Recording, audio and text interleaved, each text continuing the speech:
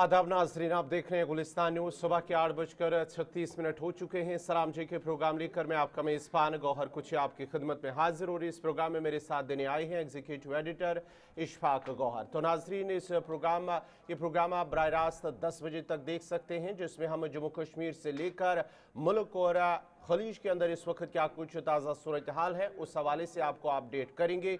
अगर हम जम्मू कश्मीर की बात करेंगे तो जम्मू कश्मीर के अंदर आज मुख्तलिफ अजला के अंदर CIK की जानिब से रेड जो है, छापामारी जो है वो की जा रही है। कौन कौन से इलाके ऐसे हैं जहां पर ये छापामारी हो रही है, उस हवाले से भी ताज़ा अपडेट आप तक ज़रूर पहुंचाएंगे। और उसके साथ साथ ही खलीज के अंदर जो आज जंग का 27वां दिन है, आज 27वें दिन जो अमेरिका की जानिब से तजवीज़ रखी गई थी ईरान को जंगबंदी के हवाले से, अब उन्होंने उसे मुस्तरद कर दिया और अपने 5 पॉइंट उसमें शामिल कर दिए। वो 5 पॉइंट क्या है वो हम आपको ज़रूर बताएंगे। उसके अलावा कुछ और खबरें हैं जम्मू कश्मीर के हवाले से, बड़ी और अहम खबरें, उसकी तफसीलात, उन खबरों की तफसीलात हम ज़रूर आप तक पहुँचाएंगे। लेकिन उससे पहले तारीख पे भी नज़र डालें, क्योंकि आज 26 मार्च है और 26 मार्च को मुल्की और आलमी सतह पर क्या कुछ हुआ है वो हम आपको बताएंगे। उसके बाद ही हम आगे बढ़ेंगे और खबरों का पिटारा खोलेंगे। लेकिन आज ही के दिन 26 मार्च साल 1953 में जोनास सालिक ने पोलियो से बचाव के लिए नई वैक्सीन की दरियाफत का ऐलान किया है। और आज ही के दिन साल 1971 में शेख मुजीबुर रहमान ने बांग्लादेश को एक आज़ाद मुल्क करार दिया है। और आज ही के दिन साल 1973 में लंदन स्टॉक एक्सचेंज में खवातीन की भर्ती का आगाज हुआ है, वो आज ही का दिन था। और आज ही के दिन साल 1975 में हयातियाती हथियारों का मुआहदा वजूद में आया है। और आज ही के दिन 26 मार्च साल 1979 में अमेरिका में मिस्र इजराइल मुआहदे पर दस्तखत हुए हैं, वो आज ही का दिन था। और आज ही के दिन 26 मार्च साल 2001 में कीनिया में हॉस्टल में आग लगने से 58 तलबा जाँ बहक हुए, वो आज ही का दिन था। और आज ही के दिन 26 मार्च साल 2003 में पाकिस्तान ने 200 किलोमीटर तक मार करने वाले एटमी मिसाइल अब्दाली का तजुर्बा किया है। और आज ही के दिन 26 मार्च साल 2006 में मेलबर्न में 18वीं दौलत मुश्तरका खेलों का इख्तिताम हुआ है। और आज ही के दिन साल 1812 में वेनेजुएला के दारुल हुकूमत काराकास में शदीद जलजले से तकरीबन 20,000 अफराद जाँ बहक हुए। और आज ही के दिन साल 1992 में बांग्लादेश और भारत के दरमियान 3 बेगा राहदारी के हवाले से मुआहदे पर दस्तखत हुए हैं। और आज ही के दिन साल 1969 में याहिया खान ने पाकिस्तान में मुल्क का दूसरा मार्शल लॉ नाफिज कर दिया। और आज ही के दिन साल 2006 में स्कॉटलैंड में रेस्टोरेंट्स में सिगरेट नोशी पर पाबंदी आयद कर दी गई है। तो नाजरीन, ये थी तारीख में आज के दिन के हवाले से, यानी कि आज 26 मार्च को मुल्की और आलमी सतह पर क्या कुछ हुआ है हमने आपको बताया है। अब बाज़ाब्ता तौर पर खबरों की शुरुआत करेंगे एग्जीक्यूटिव एडिटर इशफाक गौहर। बहुत बहुत शुक्रिया गौर कुछ आपका। नाज़रीन, आपका बहुत बहुत शुक्रिया जिस प्यार और मोहब्बत के साथ आप हमारे मॉर्निंग शो सलाम JK में ज्वाइन करते हैं और ज़रा खबरों का आगाज़ करते हैं। और सबसे पहले आज ज़रा बात जम्मू कश्मीर से ही आपको बताते हैं, क्योंकि बैक टू बैक कई अहम और बड़ी खबरें सामने आ रही हैं। और सबसे पहले आपको बताएं कि इंसदाद दहशतगर्दी यूनिट CIK की तरफ से बड़े पैमाने पर सूबा कश्मीर के मुतअद्दिद मकामात पर छापामार कार्रवाइयाँ इस वक्त जारी है। बड़ी खबर कि काउंटर इंटेलिजेंस कश्मीर CIK की तरफ से सूबा कश्मीर के मुतअद्दिद मकामात पर इस वक्त कार्रवाई की जा रही है। और छापेमार कार्रवाइयाँ सूबा कश्मीर के श्रीनगर, शोपियां और ज़िला गांदरबल के कई इलाकों के अंदर चलाई जा रही है। इब्तिदाई रिपोर्ट्स के मुताबिक जनूबी कश्मीर, साउथ कश्मीर, सेंट्रल कश्मीर और श्रीनगर के अंदर ये जो छापामार कार्रवाइयाँ हुई हैं, दरअसल एक FIR नंबर 01/2026 जो रजिस्टर हुआ था CIK पुलिस स्टेशन के श्रीनगर के अंदर, जिसके बाद तहकीकाती अमल को तेज कर दिया गया था। और उसी मामले को आगे बढ़ाते हुए आज श्रीनगर, शोपियां और ज़िला गांदरबल के मुतअद्दिद मकामात पर इस वक्त छापामार कार्रवाइयाँ चलाई जा रही हैं। इब्तिदाई रिपोर्ट्स के मुताबिक अगरचे अभी किसी की गिरफ्तारी के हवाले से कोई भी इत्तला या खबर मौसूल नहीं हुई है, ताहम अगर हम ज़िला गांदरबल की बात करें 5 से 6 मकामात ऐसे हैं जहां पर छापामार कार्रवाइयां चल रही हैं। इसी तरह से जिला शोपियां की बात करें तो 5 से 6 मकामात यहां पर भी है जहां पर छापामार कार्रवाइयां चल रही हैं। जिला श्रीनगर के अंदर की बात करें तो यहां पर भी मुतअद्दिद मकामात पर छापामार कार्रवाइयां इस वक्त चलाई जा रही है। काउंटर इंटेलिजेंस कश्मीर को इत्तला मिली, FIR दर्ज हुई और उन तमाम लीड्स को देखते हुए अब CRPF की मदद से जम्मू कश्मीर पुलिस के खसूसी दस्ते CIK की तरफ से अलल सबा आज दर्जनों इलाकों के अंदर इस वक्त छापामार कार्रवाई जारी है। अपने नुमाइंदों के पास चलेंगे। मोहम्मद सलीम हमारे साथ जिला गांधरबल से ज्वाइन करेंगे, इरशाद अहमद शाह हमारे साथ शोपियां से एक एक करके ज्वाइन करेंगे ताकि आपको हर खबर से अपडेट दें। फिलहाल बड़ी खबर कि काउंटर इंटेलिजेंस कश्मीर की तरफ से इस वक्त कार्रवाई चल रही है। FIR नंबर 1/2026 जो CIK पुलिस स्टेशन श्रीनगर के अंदर दर्ज किया गया था, उसके बाद ये कार्रवाई शुरू की गई है। एक कार्रवाई इस वक्त कंगन के कुछ इलाकों के अंदर चल रही है, कुछ जो शोपियां के मेमंदर शोपियां के इलाके हैं वहाँ पर कुछ कार्रवाइयाँ चल रही है और इतलात और ख़बरों के मुताबिक श्रीनगर के अंदर भी इसी तरीके की कार्रवाई जो है वो इस वक्त रवां दवा है। अपने नुमाइंदे मोहम्मद सलीम के पास सबसे पहले चलेंगे। सलीम ज़रा अपडेट कीजिएगा, क्या कुछ डिटेल्स आपके पास? इब्तिदाई रिपोर्ट्स ये बता रहे हैं। नाजरीन आपको बताते चले कि काउंटर इंटेलिजेंस कश्मीर की जानिब से वादिया कश्मीर के मुतअद्दिद अजला जिनमें शोपियां और गांदरबल और उसके साथ साथ ही श्रीनगर के अंदर इस वक्त छापामारी हो रही है और ये दहशतगर्दी के हवाले से मुख्तलिफ मकामात पर यह छापामारी की जा रही, क्योंकि एक FIR जो केस रजिस्टर्ड है 01/2026 जो CIK के अंदर ये जो केस रजिस्टर्ड है, इस सिलसिले में CIK की जानिब से मुख्तलिफ मकामात पर छापामारी की जा रही है जहां पर अफराद खाना से पूछताछ की जा रही है। मोहम्मद इरशाद हमारे साथ शोपियां पे ज्वाइन कर चुका है। इरशाद जरा अपडेट कीजिएगा, क्या कुछ खबर आपके पास है? क्योंकि इत्तलात और खबर यह है कि शोपियां के मुतअद्दिद इलाकों के अंदर इस वक्त CIK की नफरी अफसरान शामिल है जो छापामार कार्रवाइयाँ चल रही हैं, क्योंकि ऑलरेडी एक FIR दर्ज हुई थी और उसी फर्स्ट इंफॉर्मेशन रिपोर्ट को आगे बढ़ाते हुए ये कार्रवाइयाँ हुई है। क्या कुछ डिटेल्स आपके पास? देखिए गौर, अगर हम बात जिस तरीके से दिल्ली में जो बम ब्लास्ट हुआ उसके बाद जो है शोपियां के अंदर छापा मार जो कार्रवाई शुरू, इसमें इरफान अहमद मौलवी जो कि नाम के मेन एक्यूज था, उसके जो है ससुराल यानी कि हिरपोरा में उसके ससुराल पे ये जो छापा मारा सुबह से ही जारी है। अब आपको बता दूं कि बिल्कुल जो टीम इस वक्त जो है स्पॉट पे मौजूद है, अंदर क्या चल रहा है वो जो अभी जो है इन्फॉर्मेशन हमारे पास नहीं आई। ये बताया जा रहा है कि बिल्कुल उसके ससुराल के घर पे ये छापा मार जो है वो चल रहा है। कुछ इलेक्ट्रॉनिक गैजेट भी वहां से जो है जब्त दिया गया है। बिल्कुल अगर हम बात रजिस्ट्री से इरफान अहमद शेख जो है ये जो मेन एक्यूज था दिल्ली बम ब्लास्ट में मेन एक्यूज था, उसकी वजह से जो है आज ये छापा मार चल रहा है सर। तो क्या हम ये मानी ये दिल्ली धमाकों को लेकर गुज़श्ता दिनों हमने देखा था कि कौमी तहकीकाती एजेंसी भी कार्रवाई कर रही थी, मुतअद्दिद इलाकों के अंदर छापामारी हो रही थी और ये FIR भी उसी पस मंज़र में है और उसी पस मंज़र में ये कार्रवाइयाँ आज जनूबी कश्मीर के अंदर हो रही है?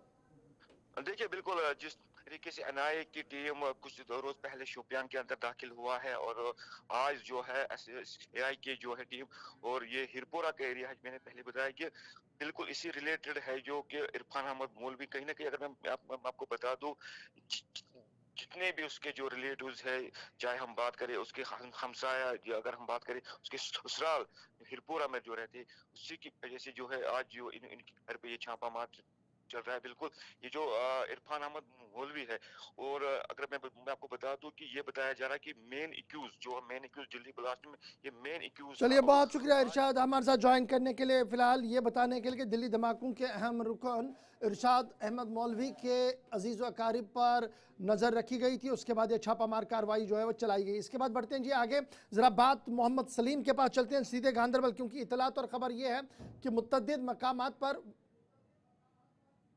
वहां छापामार कार्रवाई इस वक्त चल रही है। सलीम जरा अपडेट कीजिएगा, क्या कुछ डिटेल्स आपके पास हैं? बिल्कुल गौहर, आज सुबह सुबह जो सीआई के है सेंट्रल इन्वेस्टिगेशन कश्मीर जो कंगन पहुंचा है, जो कंगन में एक सब डिवीजन कंगन का ही नजदीकी इलाका है इकबालाबाद, वहां पे एक ही फैमिली के 4 घरों में, और उसके बाद ये शामा में रेड डाली गई है। उसके बाद अभी भी स्टिल रेड चल रही है, और जो फ्रेश एफआईआर लग गया था 2026 टेरर रिलेटेड केस लगा हुआ है, उसकी छानबीन चल रही है। यहाँ पे 5 घरों में रेड चल रही है इस टाइम कंगन सब डिवीजन में। जो सीआई की सेंट्रल इन्वेस्टिगेशन कश्मीर यहाँ पे पहुंची है, और कश्मीर कंगन का पुलिस स्टेशन, सीआरपीएफ सारे वहाँ पे इस सर्च कर रहे हैं। नंबरदार भी साथ है, चौकीदार भी साथ है। तो इस टाइम तो यहाँ पे इन्वेस्टिगेशन चल रही है। अभी कुछ कहना मुश्किल है, लेकिन अभी ये बात हुई थी हमारी, तो अभी कुछ कहना इसके बारे में मुश्किल ही है, क्योंकि टेरर अच्छा रिलेटेड सलीम, फंड केस जो चल ये रहा है। बताइएगा, ये जो टेरर रिलेटेड ऑपरेशन क्या ये दिल्ली धमाकों के साथ जुड़ा हुआ? क्योंकि इरशाद थोड़ी देर पहले बता रहे थे कि मौलवी जो गिरफ्तार हुआ था दिल्ली धमाकों के अंदर, जिसे मेन प्लेयर और एक्यूज माना जाता है, उसके अहल खाना और उसके रिश्तेदारों के आसपास ये छापेमारी हो रही थी जनूबी कश्मीर के अंदर। तो क्या यहाँ पर भी जो गांधरबल के अंदर कार्रवाई हुई है? क्योंकि एक ही एफआईआर जो इतलात हमारे पास है, उसी एफआईआर के तहत गांधरबल में भी कार्रवाई हो रही है। बिल्कुल, जो कहीं ना कहीं जो शाख है वहां पे ही लग रहा है कि वो उसी के रिलेटेड ये केस यहाँ पे जो छापा पड़ा है उसी के रिलेटेड है। लेकिन कुछ और मामलात है इस मामले में, क्योंकि अगर इसमें कुछ बात करेंगे तो मुझे लगता है कि मुनासिब नहीं है, क्योंकि सिक्योरिटी मामला है। लेकिन जो दिल्ली ब्लास्ट केस है उसके रिलेटेड भी है, कुछ और मामलात भी है। तो अभी के यहाँ पे छापामारी चल रही है 5 घरों में। ये छमा में भी 1 घर है, और कंगन में 4 घर है, जो अभी चल रही है यहाँ पे। चलिए, बहुत बहुत शुक्रिया सलीमानी, तफसीलात फराहम कर रहे थे सीआईए की जानिब से जो इस वक्त छापामारी हो रही है इस सिलसिले में। गांधरबल, शोपियां और श्रीनगर अजला के अंदर ये छापामारी की जा रही है, और अभी भी ये छापामारी जारी है। चलिए जनाब, इस खबर के बाद आती है एक और अहम और बड़ी खबर की, और बात जरा एक और बड़ी खबर की करते हैं आपके सामने। और बात ये कि आज जम्मू कश्मीर काबीना का अहम तरीन इजलास मुनक्किद होने जा रहा है। वज़ीर आला उमर अब्दुल्ला की सरबराही में यह इजलास होना है, और इस इजलास के अंदर कई अहम बुनियादी मामलात पर तबादला ख्याल किया जा सकता है। ऐवान की कार्रवाई दोबारा शुरू होनी है, और ऐवान की कार्रवाई की शुरू होने से कबल इतलात और खबरों के मुताबिक कुछ मसवदे कानून को तहरीर जो हुकूमत की तरफ से किया गया है, उस मसवदे कानून को ऐवान के अंदर लाना है। यानी कुछ सरकारी कामकाज जो बिल्स हैं उसे ऐवान के अंदर लाना है, उन्हें आज मंजूरी दी जाएगी। और इस ज़िमन में इतलात और ख़बर यह है कि रियासती काबीना का इजलास आज जम्मू के अंदर मुनक्किद होने जा रहा है। और ये इजलास इसलिए बड़ा इंपॉर्टेंट है क्योंकि इस इजलास के अंदर जहां कुछ डेवलपमेंटल एस्पेक्ट्स को की जो हरी झंडी दी जाएगी, उसके साथ साथ कैबिनेट के अंदर कुछ और भी मामलात हैं जिन पर आज तबादला ख्याल किया जाएगा। बाद दोपहर ये इजलास आज जम्मू के अंदर होना है, जिसमें तमाम काबीनी वज़रा बशमूल रियासत जम्मू कश्मीर के वज़ीर आला उमर अब्दुल्ला और उनके एडवाइज़र चीफ सेक्रेटरी इस काबीना इजलास में शिरकत करेंगे।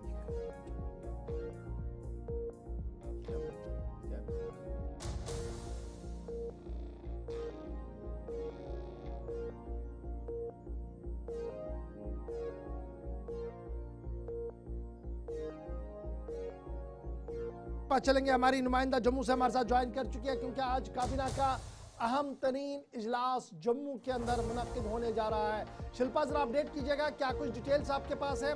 कितने बजे कैबिनेट की यह मीटिंग होनी है, और कौन से ऐसे मुद्दे हैं जिन पर आज तमाम नजरें रहेंगी इस कैबिनेट के हवाले से? और देखिए, कल जम्मू कश्मीर की विधानसभा का दूसरा चरण जो है वो सत्र जो है वो शुरू होने जा रहा है, जिसको लेकर आज कैबिनेट बैठक होगी, और ये करीबन 5 बजे के बाद ये बैठक देखने को मिलेगी। तमाम कैबिनेट मंत्री इस बैठक में मौजूद रहेंगे। कई मुद्दों को जो है डिस्कस किया जाएगा, चर्चा की जाएगी। देखिए, सबसे पहले मुद्दे की बात करूं तो जल जीवन मिशन का ये मुद्दा है। इसको लेकर जब जम्मू कश्मीर की असेंबली शुरू हुई थी तो तब से ये मुद्दा जो है वो देखने को मिला, लेकिन जम्मू कश्मीर सरकार के द्वारा 1500 करोड़ की जो है वो मांग की गई है, जो सोर्सेज बता रही है, और केंद्र सरकार के द्वारा जो है वो कुछ शर्तें रखी गई हैं, और वो शर्तें पूरी होने के बाद जो है यानी कि एमओयू जो है वो किया जाएगा, और उसके बाद जम्मू कश्मीर सरकार को 1500 करोड़ रुपए जो है वो दिए जाएंगे, जिसको लेकर आज जल शक्ति जो मंत्रालय है उनके द्वारा एक डिटेल ड्राफ्ट को तैयार किया गया है।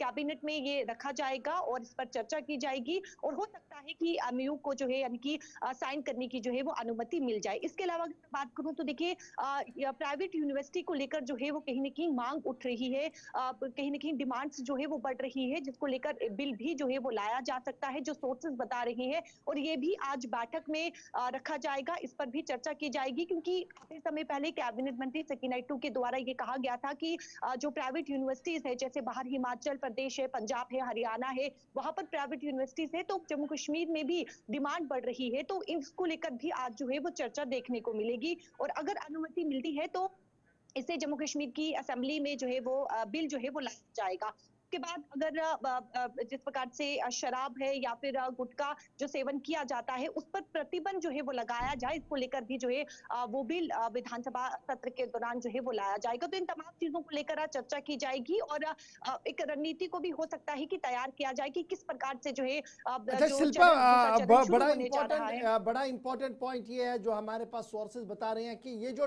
टाइमलाइन की बात हो रही थी कि कैजुअल डिलीवेजर्स कॉन्ट्रैक्चुअल एम्प्लॉयज जो लगातार सरकार के साथ दबाव बना के हैं कि जनाब आपने कमिटमेंट की थी हमारी रेगुलराइजेशन के हवाले से, फिर उमर अब्दुल्ला साहब ने एज ए चीफ मिनिस्टर के तौर पर इस बात की assurance on the floor of the house दी, जब बजट पेश किया गया दोबारा इसकी एश्योरेंस आई है।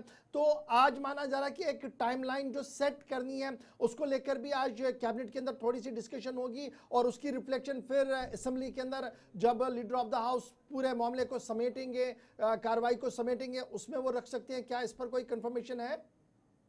जी बिल्कुल, देखिए डेली वेजेस को लेकर भी जो है वो बात कैबिनेट में रखी जाएगी, चर्चा की जाएगी और उसके बाद अनुमति मिलती है तो उसके बाद विधानसभा में जो है वो इसका ये मुद्दा भी देखने को मिलेगा, क्योंकि सरकार के द्वारा देखिए पहले ही स्पष्ट कर दिया गया था कि फेज वाइज जो है वो इन्हें रेगुलाइज किया जाएगा। तो ये तमाम चीजें आज चर्चा की जाएंगी और करीबन 5 बजे के बाद ये बैठक देखने को मिलेगी और ये सीएम के हाउस में जो है वो ये बैठक होगी। चलिए, बहुत शुक्रिया शिल्पा, आप नज़र बनाए रखें। आज इंतहाई अहम और बुनियादी मामलों पर जम्मू कश्मीर काबीना का इजलास होना है, वज़ीर आला उमर अब्दुल्ला की सरबराही में यह इजलास होना और कल से फिर ऐवान असेंबली की कार्रवाई दोबारा शुरू होगी और इसको देखते हुए इस इजलास को इंतहाई अहम जो है वो माना जा रहा है। इसके बाद ज़रा एक और बड़ी खबर पर आती हैं और बात करते हैं जी एक बड़े मुद्दे की। एक हमला हुआ ईरान पर, ईरान ने पलटवार किया और जंग की सूरत हाल पैदा हुई। जंग की सूरत हाल क्या इस खित्ते के अंदर पैदा हुई, वेस्ट के अंदर पैदा हुई, ईस्ट के अंदर पैदा हुई, उसकी सूरत हाल और उसका असर जो है पूरे जम्मू कश्मीर के अंदर भी अब दिखना शुरू हो गया। और रात देर गए से अभी तक तरह तरह की अफवाहों के बीच बाजारों के अंदर जबरदस्त रश देखने को मिल रहा है। पैनिक जैसी सिचुएशन सूबा कश्मीर के अंदर है और कल से अफवाहों का बाजार भी बहुत ज्यादा गर्म। जी नाजरीन, अगरचे इंतजामी की जानिब से यकीन दहानी की जा रही है कि पेट्रोल या गैस इन चीज़ों की कोई किल्लत वादी कश्मीर के अंदर नहीं है।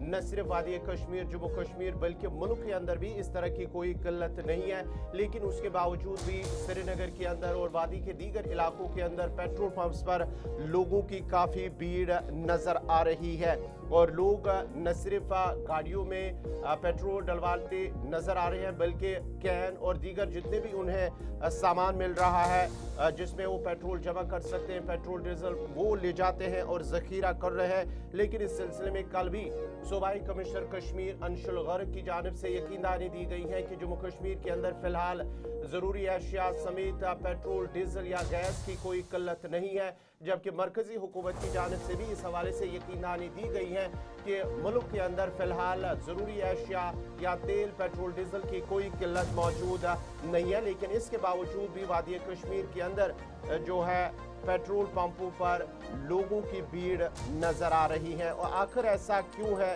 क्यों इस तरह लोग जो है पेट्रोल पंपों पर नज़र आ उनकी भीड़, अफवाहों पर ध्यान दिया जा रहा, लेकिन इंतजामिया की जानिब से यकीनदानी दी गई है कि लोग अफवाहों पर ध्यान न दें। तफसीलात के लिए सीधा अपने नुमाइंदे इरफान फाजिल के पास चलते हैं।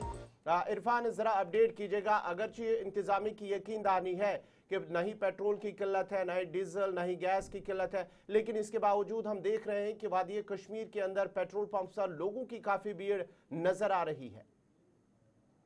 देखिए गवर, जिस तरीके से एमिड टेंशन इजराइल, ईरान और इराक को लेकर खासतौर पर अमेरिका जो ये वॉर चल रही है, इसका जो एस्केलेशन टेंशन है all over globe, across globe है, मगर साथ ही साथ जबकि हम एशियन कंट्रीज को लेकर या इंडिया की अगर मैं बात करूंगा खसूसन जिस तरीके से अफवाहबाजी का माहौल है वो काफी ज्यादा गर्म है। कल जिस तरीके से लॉकडाउन की खबरें आ रही थी और लॉकडाउन के पेश नजर जो है हर कोई ये सोच रहा था कि आखिरकार अगर लॉकडाउन होगा तो उसके बाद होगा क्या, खाने पीने की चीजों को लेकर बात करें, गैस को लेकर बात करें, पेट्रोल को लेकर बात करें, ये एम टेंशन को लेकर एक स्ट्रेस चल रहा था। कियोस्क के साथ साथ लोग जो है बाजारों में फटाफट भाग गए एसेंशियल कमोडिटीज खरीदने के लिए, सब्जी का बाजार गर्म हुआ या इसके साथ साथ खाने पीने की चीजें, और इसके साथ साथ जो गैस और ये पेट्रोल की जो टेंशन चल रही है इसको मद्देनजर रखते हुए शायद लोगों ने सोचा कि अब जो है लॉकडाउन की खबर आ रही है, अगर अचानक से लॉकडाउन होगा तो हम लोग उसके बाद करेंगे क्या।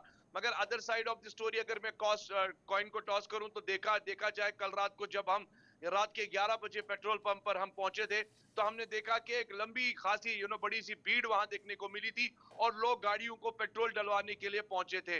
मगर दूसरी जानिब अगर देखा जाए डिविजनल कमिश्नर कश्मीर ने कल क्लियर कट डायरेक्शंस में ये कह दिया था कि रिन्यूएबल सोर्सेज को लेकर या एनर्जी सोर्सेज को लेकर हमारे पास स्टॉक काफी ज्यादा है, यानी कोई किल्लत नहीं है। एम टेंशंस के दौरान यानी र्यूमर्स एंड मॉन्गर्स को ध्यान में ना रखे और जो ये चीजें कर रहा है उसके खिलाफ कानूनी कार्रवाई की जाएगी। तो ये चीज जो है क्लियर कर दिया है गवर्नमेंट ने कि हमारे पास स्टॉक सारा है। मगर लोग जो है वो फटाफट कैंस लेकर, पेट्रोल बॉटल्स लेकर, या जिसके लिए गवर्नमेंट ने पहले इंडिकेशंस दी है जो भी कैंस लेकर आएगा या विदाउट हेलमेट लेकर आएगा पेट्रोल पंप पे तो उसको नहीं मिलेगा, चाहे पेट्रोल हो या डीजल हो। मगर कल भी हमने देखा लोग जो है फटाफट पेट्रोल पंप पर पहुंचे, चाहे शहर के कई इलाकों में हमने देखा, और रात के 10 बजे जो है पेट्रोल पंप बंद भी हो जाते हैं। ये सबसे बड़ी बात है कि 10 बजे के बाद जो है कई सारे पेट्रोल पंप काम नहीं करते हैं। मगर हमने देखा कुछ इलाकों में जैसे छानपोरा का इलाका था वहां पर हमने देखा एक बड़ी खासी भीड़ जो है पेट्रोल पंप पर देखने को मिली। उसके बाद हमने कुछ पैसेंजर से बात भी की कि आपको पेट्रोल मिल नहीं रहा, सबने कहा कि पेट्रोल मिल रहा है, मगर मेन प्रायोरिटी ये है कि एसेंशियल सर्विसेज जो इमरजेंसी सर्विसेज है उन तक यानी एम्बुलेंसेस वगैरह उनको पहले पेट्रोल मिलना चाहिए। नो डाउट कि चलिए, बहुत बहुत शुक्रिया सईद इरफान फाजिल हमारे साथ ज्वाइन करने के लिए। अफवाहों का बाजार सूबा कश्मीर के अंदर गर्म है और अफवाहों के बीच कल रात से ही हम देख रहे थे कि बाजारों के अंदर जो सूरत हाल थी वो पुरतनाव और अरफे जैसी लग रही थी, लेकिन न तो ईद थी और ना ही अरफा था, लेकिन उसके बावजूद भी हजारों की तादाद में लोग शाम होते हुए बाहर आए, अशाए खुर्दनोश की खरीदारी की और इस उम्मीद के साथ कि शायद कल से घर बैठना हो, लॉकडाउन हो, इस सूरत हाल को देखते हुए यह फैसला ले। लेकिन याद रखिएगा न तो मरकजी हुकूमत का कोई ऐसा फैसला है और ना ही रियासती इंतजामिया ने अभी कोई इस तरीके का प्रोग्राम या फैसला लिया है। नो डाउट कि गवर्नमेंट ऑफ इंडिया की तरफ से 8 से 9 कमेटियां बनाई गई है जो हर पहलू को देख रही है, हर सिस्टम को देख रही है, लेकिन अभी सिचुएशन उस तरीके की नहीं है कि लॉकडाउन हो, इवन ऑड और दीगर चीज़ें हो सकता है, थोड़ा थोड़ा कहीं हो सकता है, लेकिन अभी भी उसमें काफ़ी वक्त लग सकता है क्योंकि ईरान की तरफ से थोड़ी सी राहत भारत को पहले ही दे दी गई है। तो चलते हैं जी आगे, ज़रा बात अब आपको बताते हैं आयुष्मान भारत की, उस आयुष्मान भारत की जिसको लेकर हज़ारों लोगों को फ़ायदा मिला, हज़ारों लोगों को अस्पतालों में इलाज मुआवजा हुआ, लेकिन अब अस्पताल मालिकान की तरफ से अलम बगावत फिर से बुलंद कर दी गई है और 2026 के अंदर फिर यह आवाज़ आ रही है कि हज़ारों करोड़ रुपया वाजिबुल अदा है और हुकूमत की तरफ से एक पैसा भी फराहम नहीं किया जा रहा है। जी नाजरीन, आयुष्मान भारत के तहत तकरीबन 240 करोड़ वाजबात जो है वो अभी भी जेर इल्तिवा है और निजी अस्पताल खतरनाक माली बहरान का इस वक्त शिकार हो रहे हैं और इस सिलसिले में उन्होंने माली बहरान की वार्निंग भी दी है। अगर उन हुकूमत की जानिब से जो पेंडिंग रुकूमात है वो वागुजार नहीं की गई है तो आने वाले वक्त में मजीद मुश्किलात इन निजी अस्पतालों के अंदर हो सकते हैं। और साथ ही साथ उन्होंने कहा है कि अदायगियों में अगर ताखीर होगी तो अस्पताल चलाने में जहां जहां पर ये निजी अस्पतालों के अंदर हुकूमत की अदायगी में ताखीर हो रही है, उन्होंने कहा है कि अगर अदायगियों में ताखीर मजीद हुई है तो आने वाले वक्त में अस्पताल चलाना और भी ज़्यादा मुश्किलात हो रहा है और फंड्स की कमी से मरीजों की देखभाल भी मुतासर हो सकती है। अस्पताल जहां जहां पर ये हुकूमत की अदम अदायगी है नहीं हुई है, हुकूमत की जानिब से इस आयुष्मान भारत स्कीम के तहत तकरीबन 240 करोड़ जो रुकूमात है वो अभी भी पेंडिंग है आयुष्मान भारत स्कीम के तहत जम्मू कश्मीर के अंदर, जिसकी वजह से जो निजी अस्पताल जम्मू कश्मीर के अंदर है उनकी जानिब से कहा गया है कि वो माली बहरान का शिकार होंगे अगर जल्द अज जल्द उनकी रुकूमात की अदायगी नहीं हुई है। Jammu Kashmir private hospital dialysis centre association ने भी बाज़ाब्ता तौर पर स्टेट हेल्थ एजेंसीज के साथ ये मामला उठाया है और ये कह दिया गया है कि पहले भी इस मामले को लेकर हुकूमती इदारों के साथ गुफ्तगू हुई थी और ये कहा गया था कि आपको मरहलावार तरीके से वाजिबुल अदा जो है वो फराहम किया जाएगा, लेकिन वो वाजिबुल अदा रकम जो है वो फराहम नहीं की जा रही है, जिसकी वजह से इन लोगों को जिन्हें यहाँ पर अद्वियात देते हैं, हम डायलिसिस करवाते हैं, उन्हें काफ़ी मुश्किलात का सामना करना पड़ सकता है।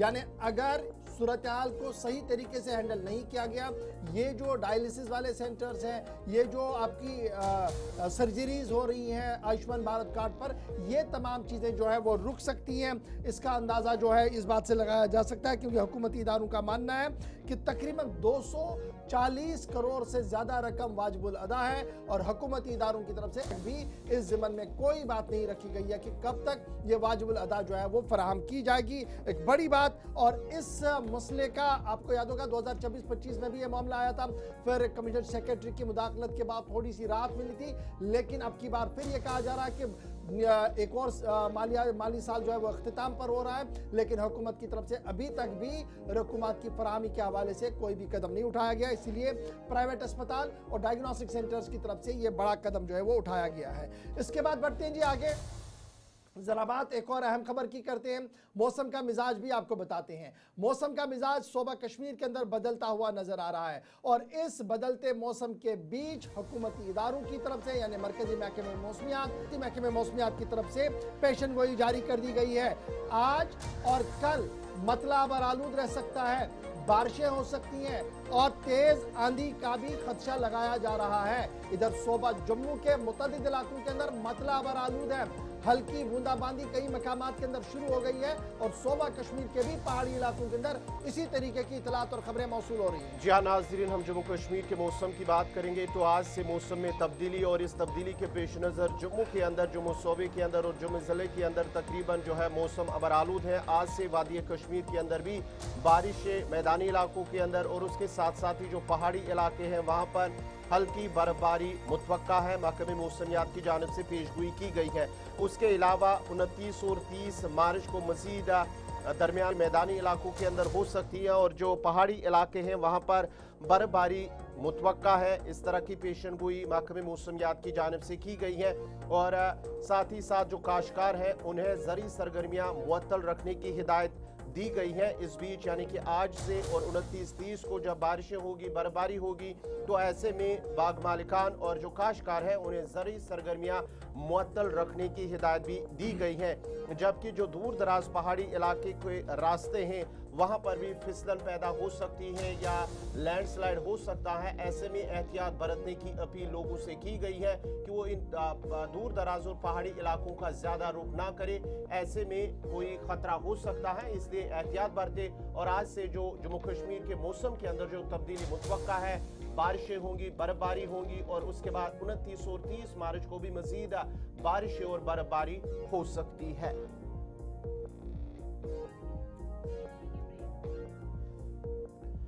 चलिए नाज़रीन, यहाँ पर रुकते हैं छोटे से तिजारती वक्फे के लिए। वक्फे के फौरन बाद हाजिर होंगे तो बात दिल्ली की भी करते हैं क्योंकि कल ऑल पार्टी मीटिंग मुनक्कद हुई है, उसमें क्या कुछ मीटिंग के दौरान हुआ है उस पर भी बात करेंगे। उसके साथ साथ ही हम खलीज भी चलेंगे कि उस वक्त खलीज के अंदर क्या कुछ सूरत हाल है। लेकिन यहाँ पे रुकते एक छोटे से तिजारती वक्फे के लिए।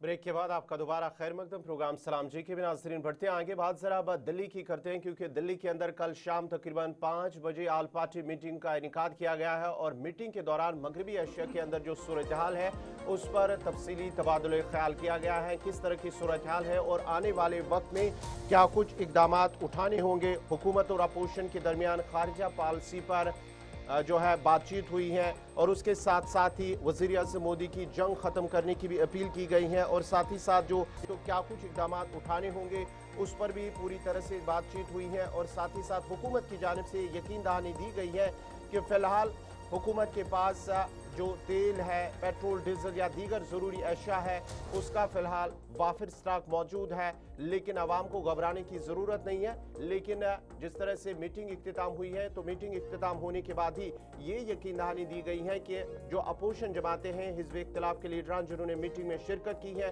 उनकी जानिब से भी भरपूर हिमायत हुकूमत को दी गई है जो भी इक़दाम उठाने होंगे।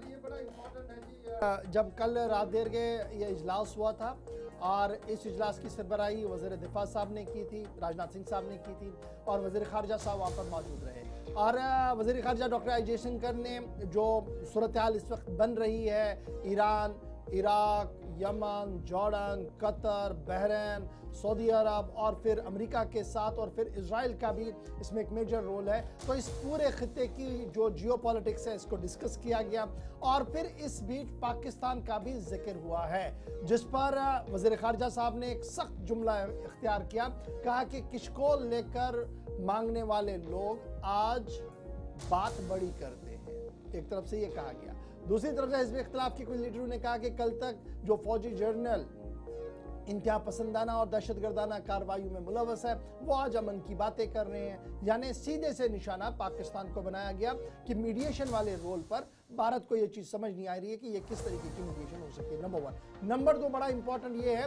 कि फॉरेन पॉलिसी जो मुल्क की है उस पर तमाम सियासी जमातें एक पेज पर है।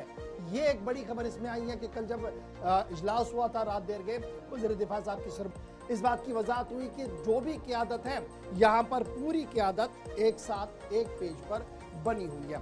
ये तो थी बात जनाब मुल्क की क़यादत और मुल्क की सियासत की, लेकिन जरा आपको बताते हैं कि आलमी सियासत किस तरीके से चल रही है और एक अहम तरीन मीटिंग होने जा रही है। वो मीटिंग बहुत कुछ डिफाइन कर सकती है क्योंकि डोनाल्ड ट्रंप और चीन के सदर जिनपिंग के बीच मुलाकात होगी और सदर अमेरिका डोनाल्ड ट्रंप ने अज खुद अपने सोशल मीडिया साइट ट्रुथ पर इस पर तमाम डिटेल्स दे दी और बाद व्हाइट हाउस में जब ब्रीफिंग हुई तो उसमें भी डिटेल्स आई हैं। अब क्या कहा गया जी?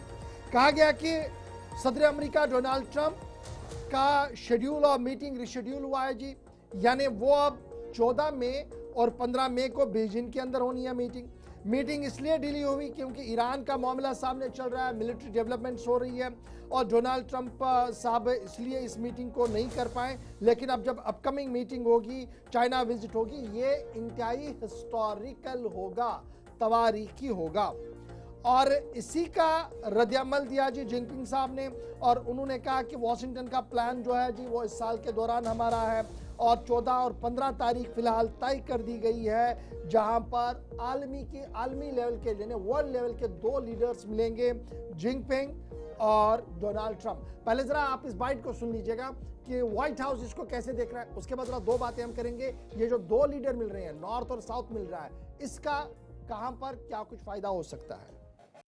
To announce that President Trump's meeting and a long-awaited meeting with President Xi in China will now take place in Beijing on May 14th and 15th. First Lady Melania and President Trump will also host President Xi and Madam Peng for a reciprocal visit in Washington, D.C. at a later date to be announced this year. I'm pleased to announce that President जिन्होंने इस हवाले से इसकी तस्दीक की है कि 14 और 15 मई को वज़ीर जो सदर है चीन के शी जिनपिंग और अमेरिकी सदर डोनाल्ड ट्रंप को मुलाकात करेंगे। इशफाक, एक चीज़ यहाँ पे आपसे जानना चाहेंगे, जो खलीज के अंदर इस वक्त सूरत हाल है और एक तरफ से जहाँ इल्ज़ाम ये भी लगाया जा रहा है कि शायद जो है शी जिनपिंग यानी कि चीन ईरान की हिमायत कर रहा है, मदद कर रहा है, ऐसे में अमेरिकी सदर डोनाल्ड ट्रंप और शी जिनपिंग की ये मुलाकात आप किस तरह से देखते हैं?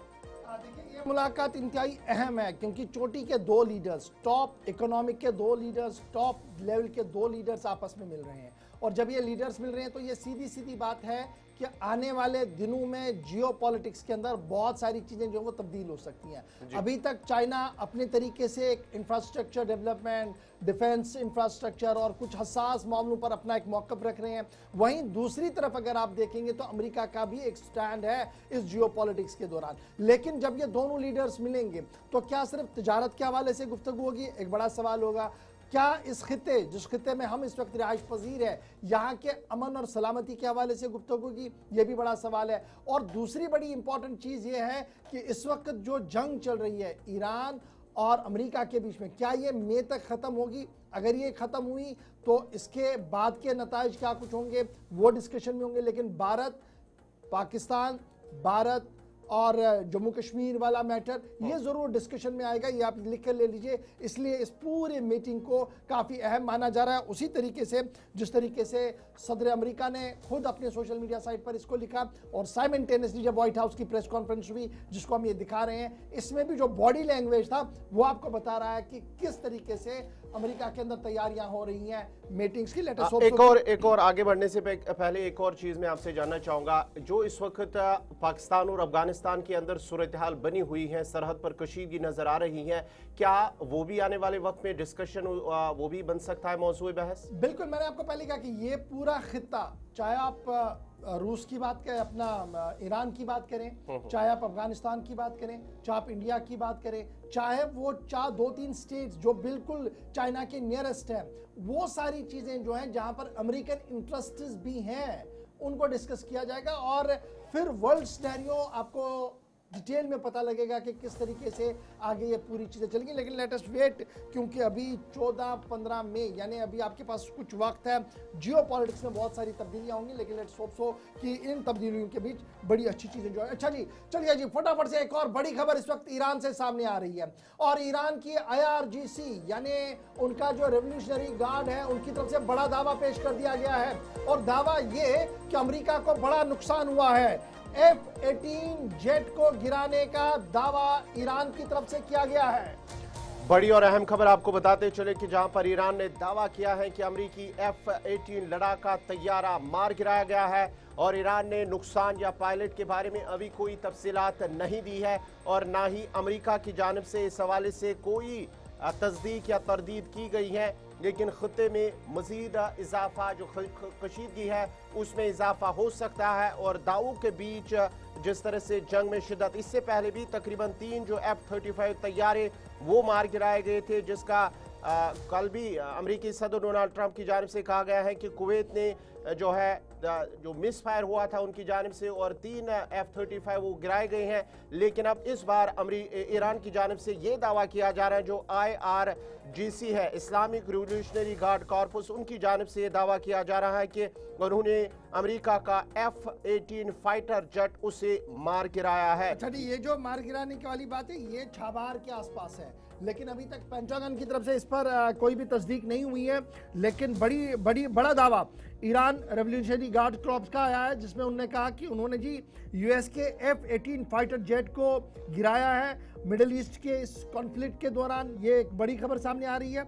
और अगरचे अमेरिका की तरफ से अभी इस पूरे क्लेम की कोई वजाहत सामने नहीं आई है, क्योंकि IRGC ने फुटेज जारी किया है कि किस तरीके से इसको अटैक हुआ है और किस तरीके से ये जहाज में बाद में गिरा है। तो इस बारे में अब पायलट और जहाज के बारे में मजीद डिटेल्स अभी आना बाकी है। लेकिन बड़ी खबर कि IRGC की तरफ से जो बात कही गई है कि F-18 जो अमेरिका का एक और फाइटर जेट है, इस F-18 को गिराने में उन्हें बड़ी कामयाबी मिली है। ये एक अहम और बड़ी बात है जो ईरान की तरफ से इस वक्त सामने रखी जा रही है। इसके बाद चलते हैं जी आगे, बात जरा मुज़ाकरात की करते हैं। उस मुज़ाकरात की करते हैं जिसको लेकर कल से डोनाल्ड ट्रंप साहब बड़ी बात कर रहे हैं। उस मुज़ाकरात की करते हैं जिसको लेकर 90 मिनट की प्रेस कॉन्फ्रेंस की गई। उस मुज़ाकरात की करते हैं जिसको लेकर आज भी डोनाल्ड ट्रंप मीडिया के सामने आए और 15 नुकाती एजेंडा तय किया गया है। इब्तिदाई रिपोर्ट्स के मुताबिक पाकिस्तान के जो टॉप डिप्लोमेट्स हैं उन्होंने वॉशिंगटन के अंदर अपने ज़रा ब्लॉग को ये बता दी है कि पाकिस्तान की तरफ से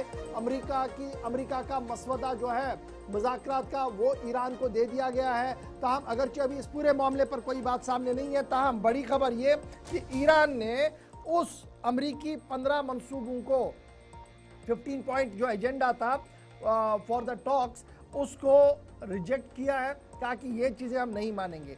तेहरान की तरफ से साफ कर दिया गया है कि जंग का खात्मा ईरान ही कर सकता है, अब ये अमेरिका की बस की बात नहीं है। एक तरफ से ये हो रहा, दूसरी तरफ से ईरान ने भी अपनी शर्तें रखी हैं, वो दूसरी खबर में हम आपको बताएंगे। लेकिन फिलहाल बड़ी बात ये कि 15 नुकात जो 15 पॉइंट प्रपोजल यूनाइटेड स्टेट्स का था ऑनगोइंग वॉर को ख़त्म करने के हवाले से, ईरानी स्टेट मीडिया और टॉप ऑफिशियल्स और इंक्लूडिंग जो अब्बास अरागची है फॉरेन मिनिस्टर, उनकी तरफ से साफ कर दिया गया है कि हमें ये 15 जो मुतालबात हैं, 15 पॉइंट्स हैं, इन्हें वो तस्लीम नहीं करेंगे। चलाओ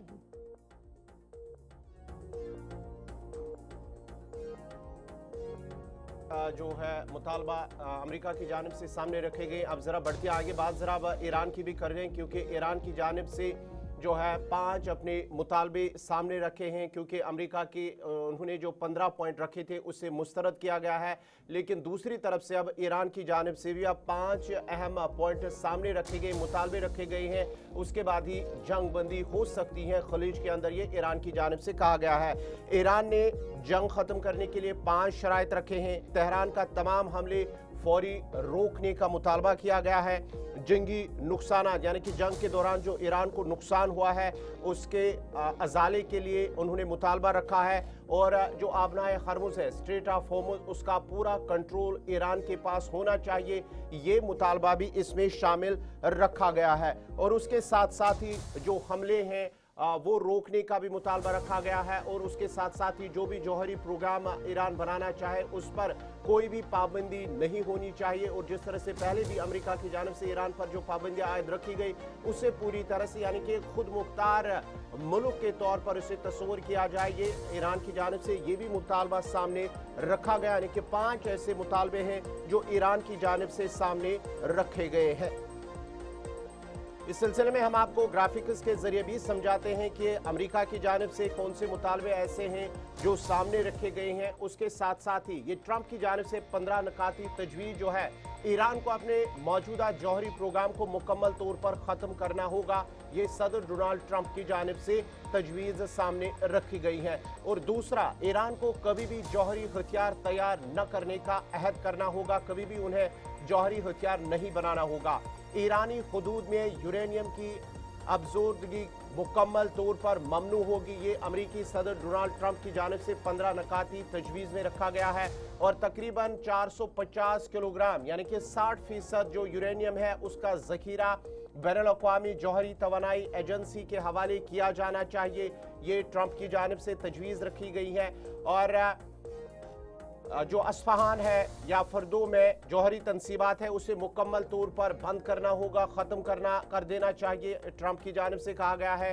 और IAEA को पूरे ईरान में मुकम्मल रसाई होनी चाहिए, मुकम्मल शफाफियत दी जानी चाहिए, ये सदर ट्रंप की जानिब से कहा गया है। और ईरान को अपनी इलाकाई प्रॉक्सी कार्रवाइयाँ ख़त्म करनी होगी, ट्रंप की जानिब से 15 नकाती तजवीज़ में रखी गई है ये बात। उसके साथ साथ ही इत्तेहादी जो मलेशिया ग्रुप है उनकी हिमायत बंद होनी चाहिए, उन्हें हिमायत नहीं होनी चाहिए ईरान की जानिब से, हिजबुल्लाह, हमास हो या दीगर जितने भी है। और उसके साथ साथ ही आबनाए हरमुज़ को हर वक्त आलमी जहाज़रानी के लिए खुला रहना चाहिए, ये अमरीकी सदर डोनाल्ड ट्रंप की जानिब से कहा गया है। और ईरान का जो मिसाइल प्रोग्राम है, रेंज और मिकदार दोनों में महदूद होना चाहिए, उसकी जो डिस्टेंस है वो कम करनी होगी, महदूद रखना चाहिए ट्रंप की जानिब से। और मुस्तकबिल में मिसाइलों का कोई भी इस्तेमाल सख्ती से अपने दिफा तक महदूद होगा, ये भी ट्रंप की जानिब से इस 15 नकाती तजवीज़ में रखा गया हो। और अमेरिका ईरान के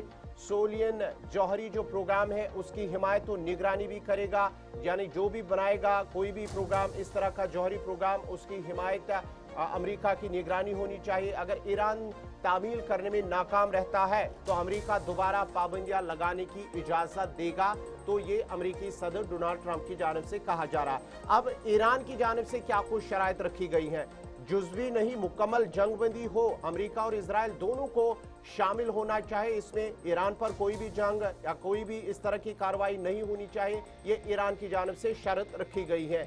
अब दूसरी शर्त यह है कि ईरान के खुद मुख्तार हुकूक बिलखुसूस इसके जो पुरअमन एटमी प्रोग्राम है मुकम्मल तौर पर वो तस्लीम किया जाना चाहे।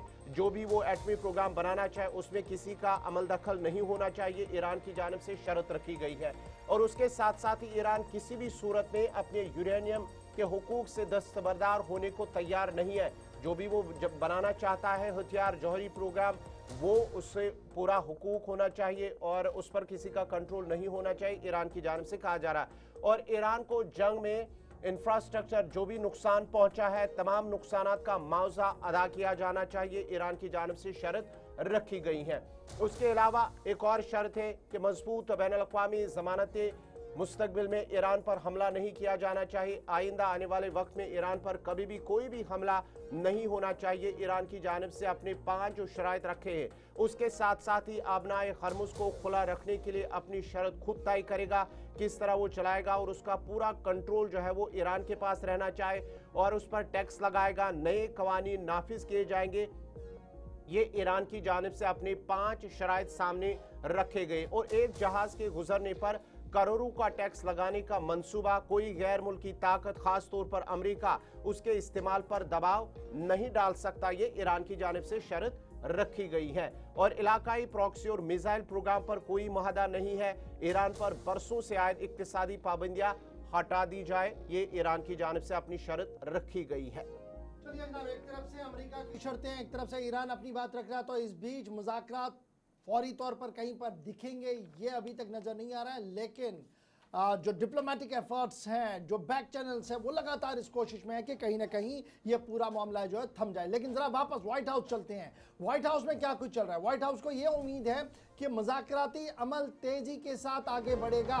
डोनाल्ड ट्रंप ये कह रहे हैं कि जनाब ईरान के अंदर जो क़यादत है वो मुसलसल राब्ते में है, बातचीत चल रही है, लेकिन खुलेआम वो इस पूरे मामले पर बात करने से डर रहे हैं। डोनाल्ड ट्रंप ने थोड़ी देर पहले कह दिया। लेकिन अमेरिका का ये मानना है कि स्ट्राइक्स हमने रोक दी है, ईरान के मुख्तलिफ टारगेट्स को हमने रोका है, लेकिन इसका मतलब ये नहीं कि हम अपने हदफ से हटे हैं।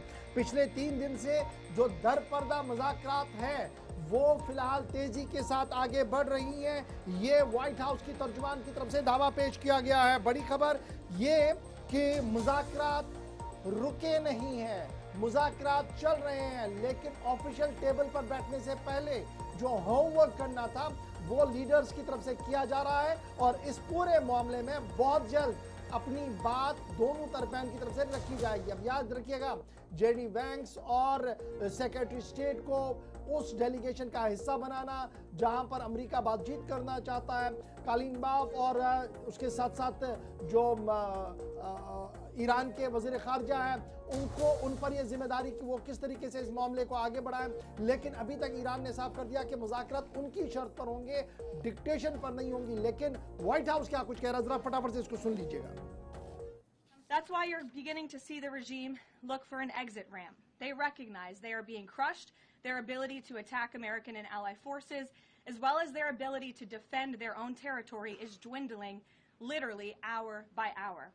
Following President Trump's powerful threat on Saturday evening, it was made clear to the United States that Iran wanted to talk. President Trump is willing to listen.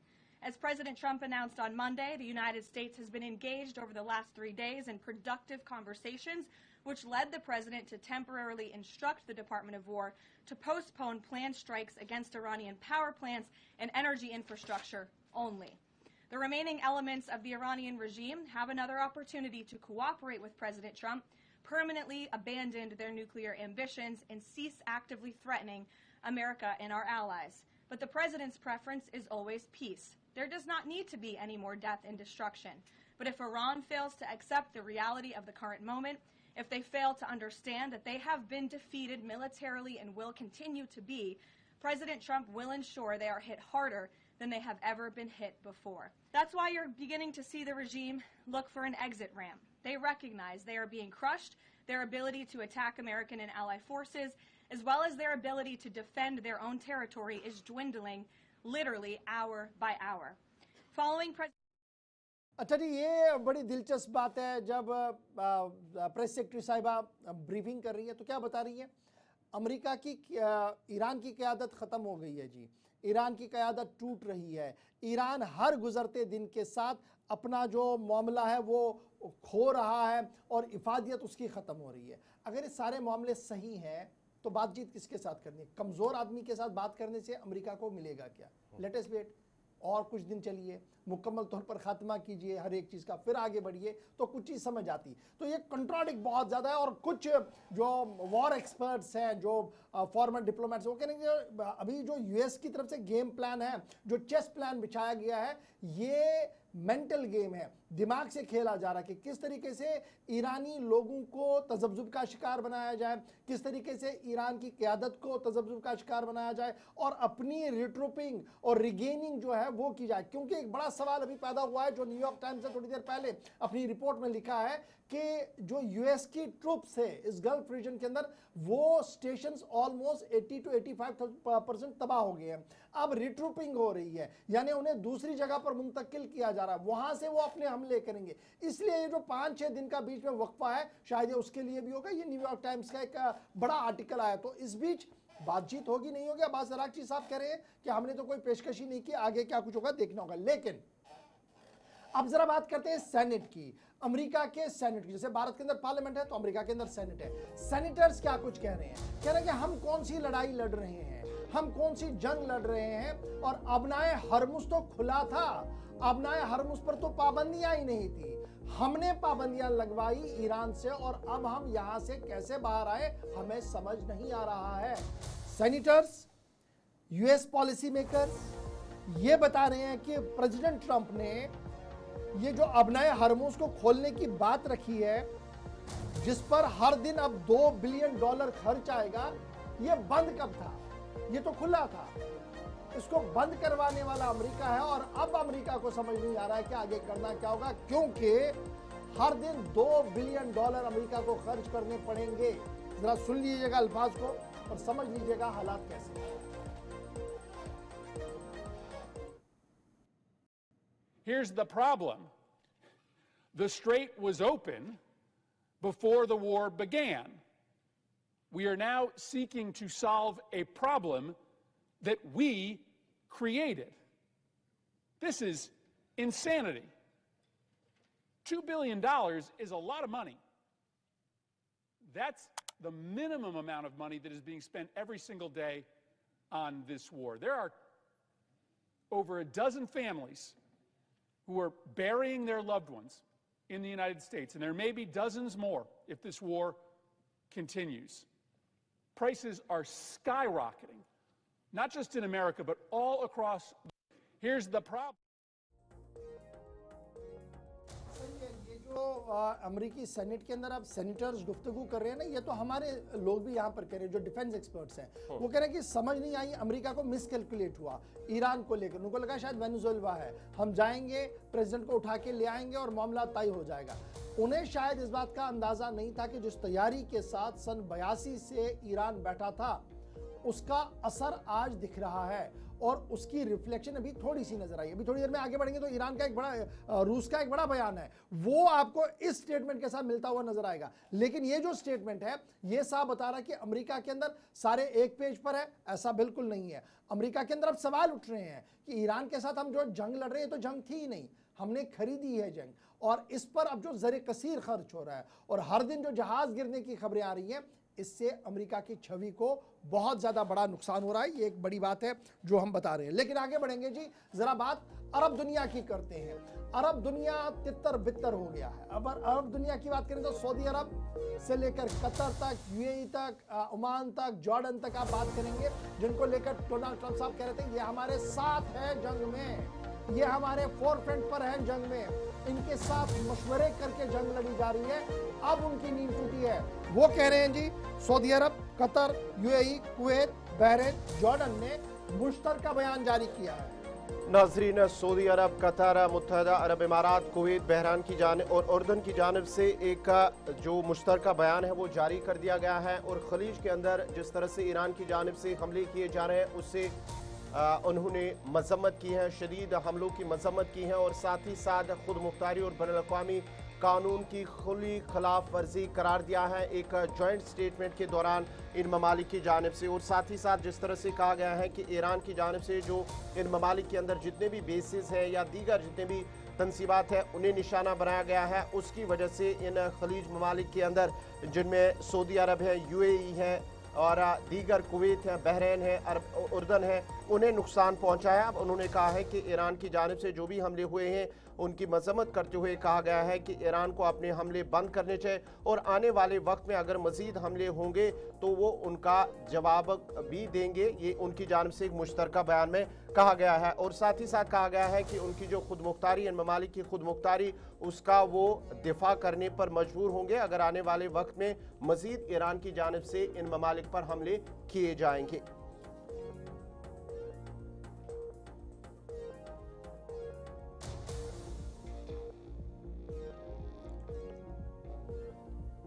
अब जरा बढ़ते हैं आगे, बात जामिन खलीज ममालिक की करेंगे को अक़वाम मुत्तहिदा की जानिब से भी जो अक़वाम मुत्तहिदा के सेक्रेटरी जनरल अंटोनियो गुटेरेस उनकी जानिब से भी बयान सामने आया, जहाँ उन्होंने कहा है कि जो खलीज के अंदर इस वक्त हालात हैं वो बंद करने होंगे, जंग बंद करना होगा और उसके साथ साथ ही मुज़ाकरात से हम सभी मसाइल का हल निकाल सकते हैं। उन्होंने कहा है कि तनाज़े को कम करना होगा, बातचीत करनी होगी। उनकी जानिब से मुतालबा किया है कि सभी अमेरिका हो, इजराइल हो, ईरान हो, इन सभी ममालिक को एक प्लेटफार्म पर आकर बातचीत करनी होगी और तशद्दुद बंद करना होगा। सफारतकारी से ही जो है ये जो मामले हैं वो हल हो सकते हैं उनकी जानिब से।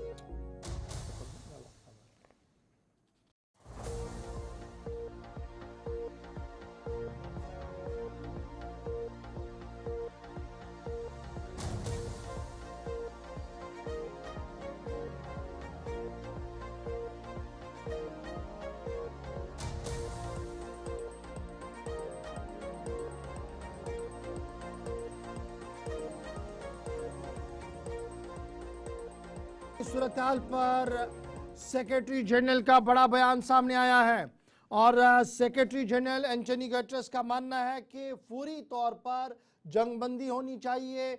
ये जो हथियारों की दौड़ लगी है इसको रोकना पड़ेगा। अक़वाम मुत्तहिदा इस पूरे मामले पर नज़र रख रहा है और सूरत हाल को इंतहाई तशवीशनाक करार दिया है। अक़वाम मुत्तहिदा के सेक्रेटरी जनरल एंटोनी गुटेरेस की तरफ से साफ किया गया कि अक़वाम मुत्तहिदा पिछले कई दिनों से इस तमाम सूरत हाल पर नज़र बनाए रखे हुए हैं और सूरत हाल इतनी कशीदा है कि अब फौरी तौर पर इक़दाम करने की ज़रूरत है।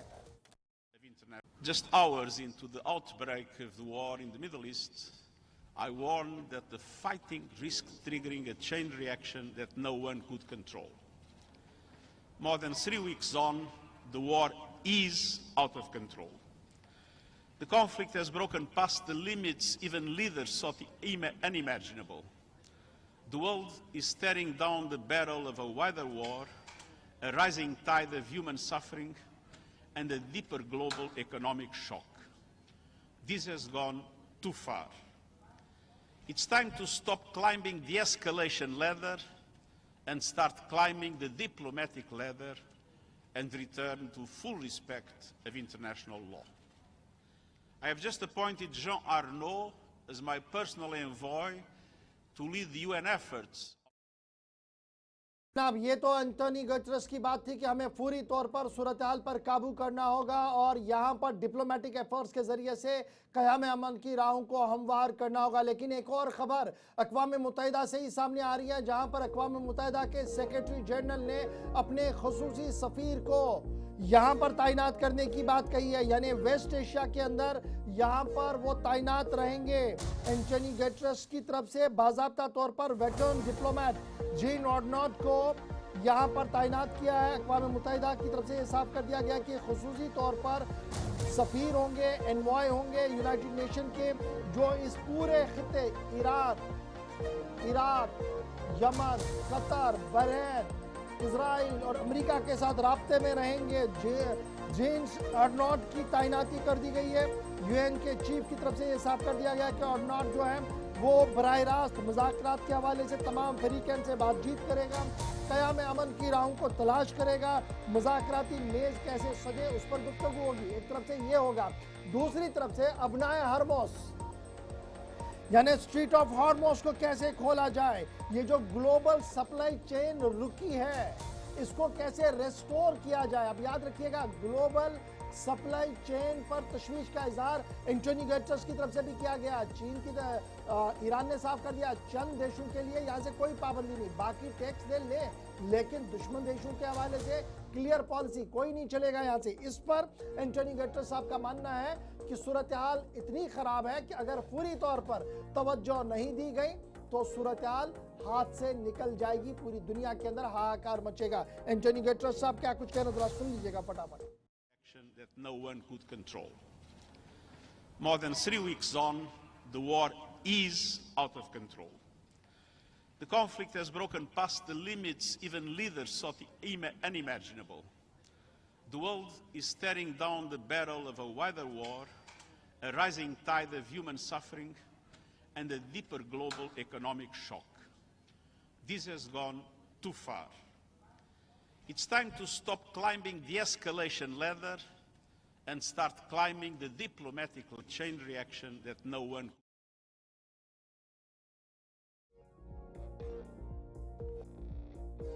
थी बात जनाब अक़वाम मुत्तहिदा की, लेकिन जरा बात ईरान के स्पीकर की भी करते हैं, ईरान के पार्लियामेंट के स्पीकर की करते हैं, जिन्होंने अपने सोशल मीडिया साइट पर अमेरिका तक पैगाम पहुंचाने की कोशिश की है और ये साफ किया है कि उनके जजीरे आइलैंड पर जिनकी निगाहें हैं उन निगाहों को निकाला जाएगा, उन निगाहों को बंद कर दिया जाएगा, क्योंकि ईरान के एक हसास आइलैंड पर अमेरिका की नजरें हैं और ये आइलैंड खर्ग है, इसको दबाने की कोशिशें की जा रही है, इसको लेने की कोशिशें की जा रही हैं, जो ईरान किसी भी सूरत में होने नहीं देगा।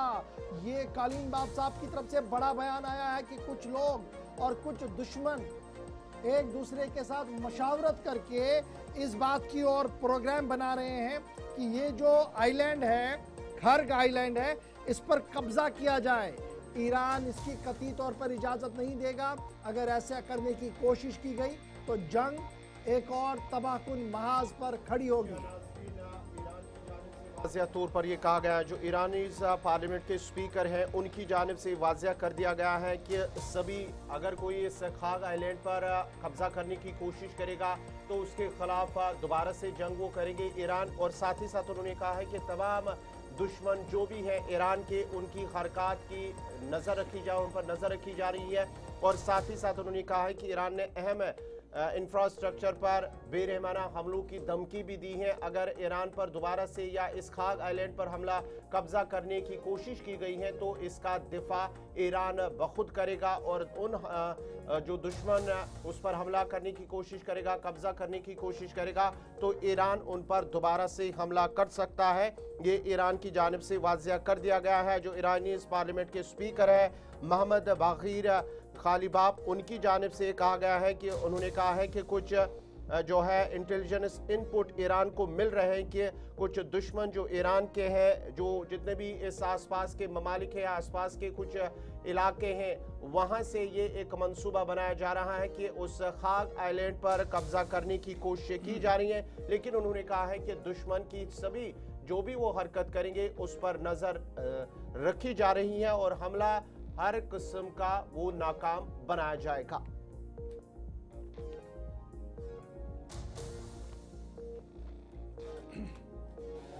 चलिए जनाब, इस हमले के बाद जरा आगे बढ़ते हैं और बात उस बड़े एयरक्राफ्ट की करते हैं जो दुनिया में अपना दबदबा बना चुका है और अमेरिका को जिस पर नाज है। जहां जहां पर भी ये एयरक्राफ्ट आज तक गया है, तबाही के मनाजिर साफ नजर आए। इब्राहिम लिंकन, जिसको लेकर ईरान का अपना दावा है, उसको नुकसान पहुंचाया गया और जहां पर ये था वो पीछे चला गया है, लेकिन अमेरिकी सदर दफ्तर की तरफ से, यानी अमेरिका का जो मरकजी दफ्तर अस्करियत का है सेंटकॉम, उनकी तरफ से बाज़ाब्ता तौर पर बयान जारी किया गया। न सिर्फ बयान जारी किया गया बल्कि वीडियोस और फोटोज जारी करते हुए साफ कर दिया गया कि यूएस का कैरियर जो है वो मुकम्मल तौर पर ईरान की हदूद के अंदर मौजूद है और यहाँ से ईरान पर हर मुमकिन हमला किया जा रहा है।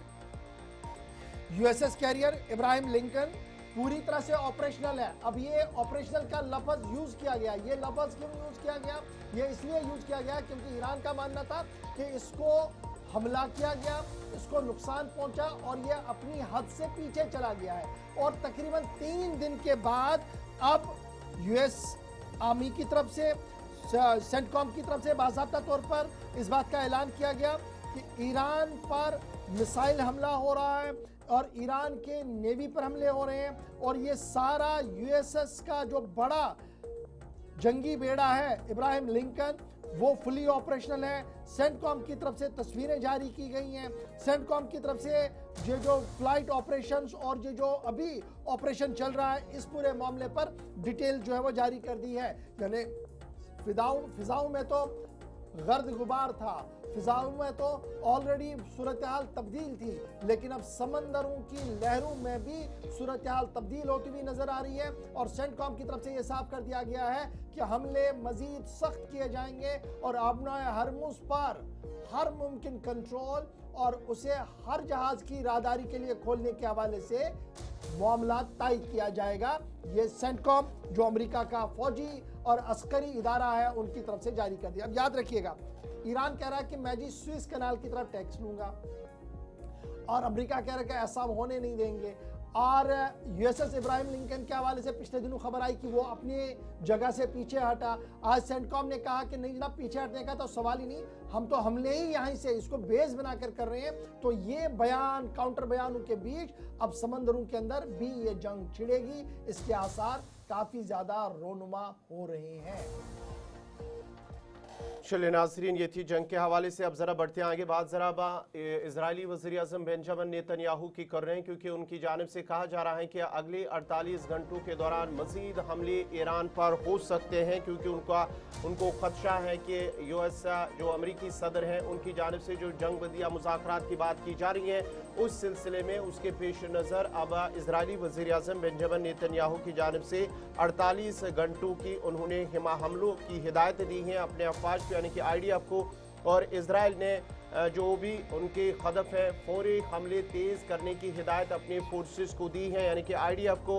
और अमरीकी मंसूबे पर उन्हें शक है कि शायद सीज फायर हो सकता है, जंगबंदी हो सकती है, और ऐसे में उन्होंने अब IDF को मजीद हमले तेज करने की हिदायत दे दी है। बीच और मुज़ाकरात की खबरों के बीच बेंजामिन नेतन्याहू सामने आए हैं। इजरायली वज़ीर आज़म बेंजामिन नेतन्याहू ने बड़ा ऐलान कर दिया है, आइंदा 48 घंटों के दौरान हमलों में मजीद शिद्दत लाई जाएगी। इस बात का ऐलान बेंजामिन नेतन्याहू की तरफ से कर दिया गया है। वॉर कैबिनेट की मीटिंग के बाद और ज़राया ब्लॉग के साथ गुफ्तगू और इजरायली मीडिया के मुताबिक बेंजामिन नेतन्याहू ने आइंदा 48 घंटों के दौरान मजीद सख्त हमले ईरान पर किए जाएं, इस ज़िमन में तमाम इकदाम किए गए हैं। न सिर्फ ईरान पर ये हमले किए जाएंगे, बैरूत तक भी हिजबुल्लाह के ठिकानों को भी निशाना बनाने की बात जो है वो बेंजामिन नेतन्याहू की तरफ से कर दी गई है। बड़ी खबर कि इजरायली वज़ीर आज़म बेंजामिन नेतन्याहू ने आइंदा 48 घंटों के दौरान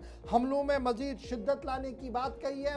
और ये बात तब हो रही है जब एक तरफ से अमरीकी सेक्रेटरी बातचीत की तैयारियां कर रहे हैं, पाकिस्तान दावे पेश कर रहा है, ईरान थोड़ा सा बैकफुट पर है बातचीत के हवाले से। और इन बातचीत के माहौल के बीच ईरान, अमेरिका, पाकिस्तान और खलीजी मुल्कों के बीच अब इजराइल का एक नया बयान आया जिनने कहा कि बातचीत अमेरिका के साथ हो रही है, हमारे साथ जो जंग है वो जारी रहेगी और आइंदा 48 घंटे ईरान के लिए इंतहाई सख्त होंगे, मुख्तलिफ इलाकों को निशाना बनाया जाएगा। और इस ज़िमन में पेशगी वारंट्स और पेशगी इतला और जो साइरेंस हैं वो बजना न तो ईरान के अंदर भी शुरू हो गई है, ईरान के साथ साथ इजराइल के इस वक्त की अहम और बड़ी खबर कि इजराइल के मुतअद्दिद इलाकों के अंदर जिनमें तेल अवीव भी है, साइरन बजना शुरू हो गए हैं।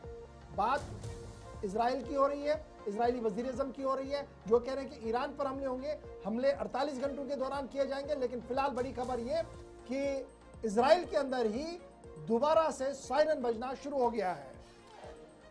चलिए नाजरीन, बढ़ते हैं आगे। बात जहां हम इसराइल की करेंगे तो अब जरा बात ईरान की भी कर रहे हैं, क्योंकि ईरान की जानिब से अब वाज़ेह कर दिया गया है कि जो अबनाए खरमुज है वो कुछ मखसूस ममालिक के लिए खुली है, और जिनमें जिक्र किया गया है भारत का, पाकिस्तान का, और उसके साथ साथ ही चीन का, रूस का, इराक और इराक, साथ ही साथ कुछ ऐसे ममालिक हैं जिनके लिए कहा गया है कि जो वज़ीर ख़ारजा ईरान के हैं अब्बास अरागची, उनकी जानिब से कहा गया है कि जो भी जहाज़ चाइना का होगा, रशिया का होगा, भारत का होगा, इराक का होगा या पाकिस्तान का होगा, उन्हें वहाँ से जाने की इजाज़त होगी, लेकिन जो ईरान के दुश्मन हैं उन्हें वहाँ से गुजरने की इजाज़त नहीं दी जाएगी। कुछ सिलेक्टेड कंट्रीज़ हैं जिनके लिए ये अबनाए खरमुज खुला रखने की बात की गई है। उन्होंने इससे पहले भी इस हवाले से बात की गई है, उसकी यकीन दहानी दी गई है और कहा गया है कि अबनाए खरमुज को खुला रखा गया है सिर्फ कुछ ऐसे ममालिक के लिए जो ईरान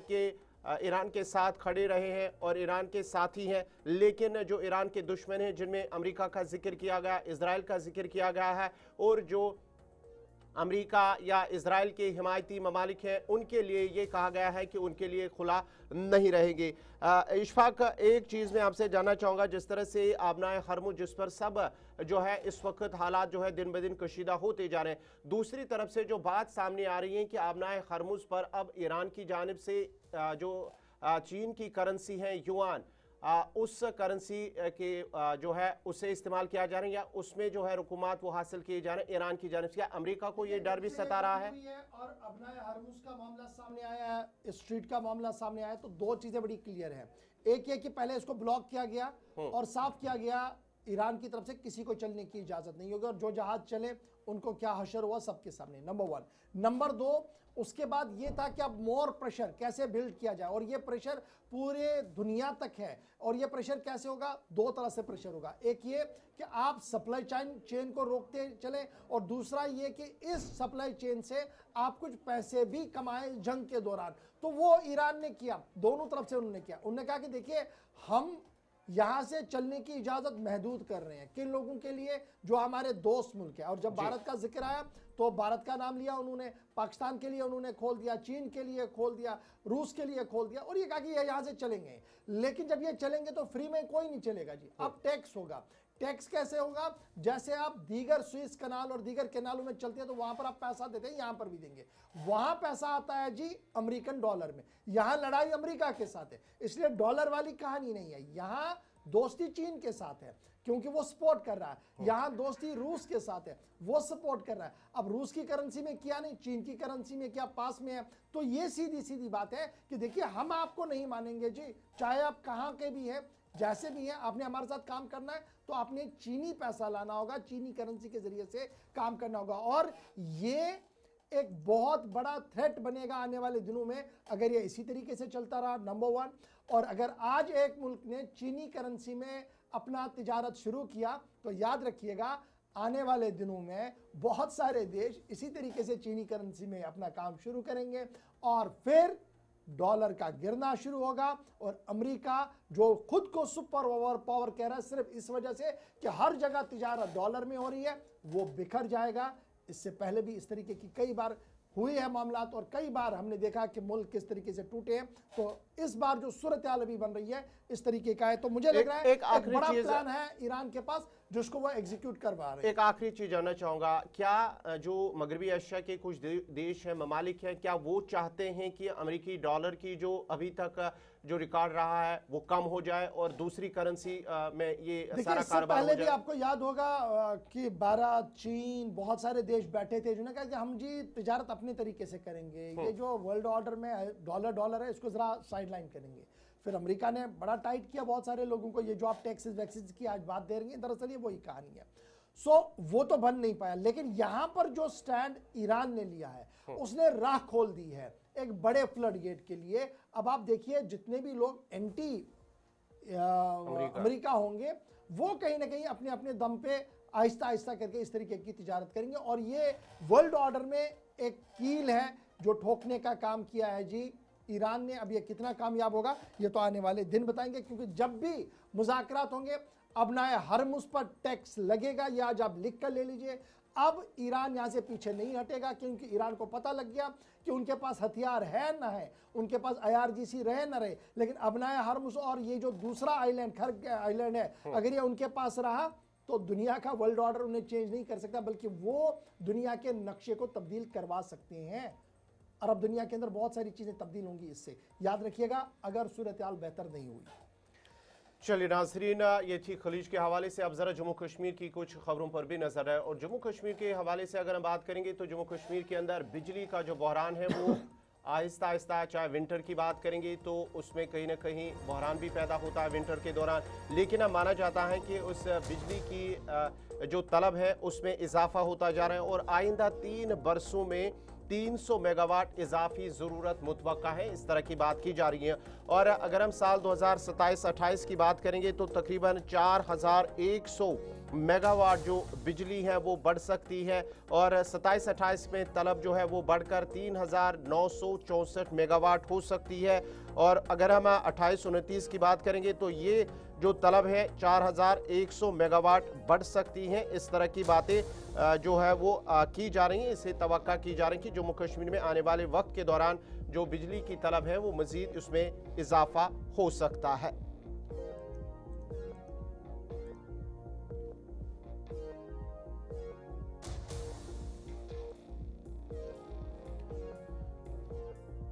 और जो जम्मू कश्मीर के अंदर बताया जा रहा है कि तकरीबन 300 मेगावाट जो बिजली है वो फ़िलहाल पीक आवर्स के अंदर इसकी तलब होती है, यानी कि इसमें मज़ीद इजाफा मुतवक्का है आने वाले 3 सालों के दौरान।